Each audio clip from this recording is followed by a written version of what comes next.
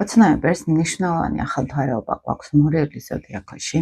სიღრმიდან შეგვიძლია რაღაცები ამოვიტანოთ, თერაპიულად ვიმუშაოთ, მაგალითად საკუთარ თავზე ყველაზე კარგი პერიოდი არის მზე, მთვარე შეერთებაში არის მორიელის ბოლო გრადუსებზე. ახალთვარეობასთან ერთად ზუსტ შეერთებაში დგას შავი მთვარე. ფაქტიურად ასრულებს იმ 9 თვიან ციკლს, რომელიც იყო შავი მთვარისთვის დამახასიათებელი. ეს არის კრიზისების შექმნა, ფინანსებთან დაკავშირებული პრობლემების შექმნა, მაგალითად, შინაგან უსაფრთხოებასთან დაკავშირებით ანალიზი, რამდენად ვართ რესურსებში მყარად, მაგალითად, რა გვჭირდება ჩვენ შინაგანი სიმშვიდისთვის, ცოტა საცთურთანაც არის შავი მთვარე დაკავშირებული. ამ დღეებში უფრო მეტად ფრთხილად უნდა ვიყოთ გადაწყვეტილებებში, იმიტომ რომ იქვე გონების მმართველი პლანეტაც არის და ეს არის უკვე კომუნიკაციას ჩართული, აქ ურთიერთობები არის ჩართული.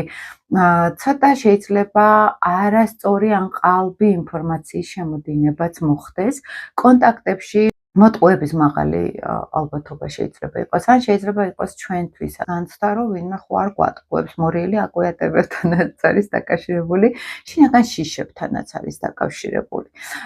შავი მთვარე ამას გადამეტებულ მგრძნობელობას აძლევს. ხანდახან ახლა ჩვენ ვითვალისწინებთ ასტროლოგიაში როგორც მოვლენებს, ასევე ფსიქოლოგიურ მხარეს. შეიძლება არაფერი არ ხდებოდეს, მაგრამ ფსიქოლოგიურად ახდენდეს ადამიანს ეს ზემოქმედებას, ენერგეტიკულად ახდენდეს ზემოქმედებას.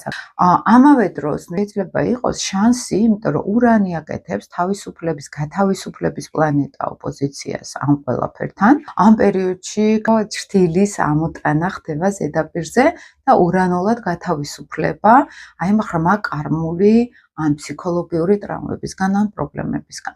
ამიტომ ზოგთან შეიძლება ეს უბრალოდ ინფორმაციულ დონეზე ვლინდებოდეს და არა ღიად ესე ცხოვრებისეულად. ზოგთან შეიძლება იყოს საცთურები კომუნიკაციაში, რაღაც დეზინფორმაცია, მაგალითად, ხო ფინანსებთანაც ცოტა ყურადღებით უნდა ვიყოთ ამ პერიოდში, იმიტომ რომ მორიელი მაინც საერთო ფინანსებს მართავს. ამ პერიოდში არ არის სასურველი ახალი საქმის დაწყება, ან მაგალითად ბანკებთან ურთიერთობა, ან ვალის აღება. შეიძლება გქონდეს განცდა, რომ მარტივად დავფარავთ და ვერ დავფაროთ მერე, ხო? მე მაინც ესე ტრანზიტებს უფრო ფსიქოლოგიურად ვიყურებ ხოლმე, ფსიქოლოგიურად რა შეიძლება ტრავმებზე მუშაობა, როგორ შეგვიძლია გავაცნობიეროთ რაღაცეები, ხო შეიძლება თერაპიაზე არ ვიაროთ, მაგრამ აი ჩვენთვის რაღაც აი ვუსმინოთ უბრალოდ შიგნით რა ხდება, ხო? რა გვინდა ცხოვრებაში, ურთიერთობებში როგორ ვართ, რა გვაწუხებს ახლა მაგალითად, რისგან შეგვიძლია გავთავისუფლდეთ. იმიტომ რომ შავი მთვარის უფრო მაღალ ვიბრაციაში ძალიან კარგ შანსებს იძლევა ამოვიტანოთ ზედაპირზე ღრმა ტრავმები, რომელსაც წლები ვერ ვაცნობიერებდით და ეხლა გავთავისუფლდეთ არასაჭირო ნეგატიური ემოციებისგან და ენერგიებისგან.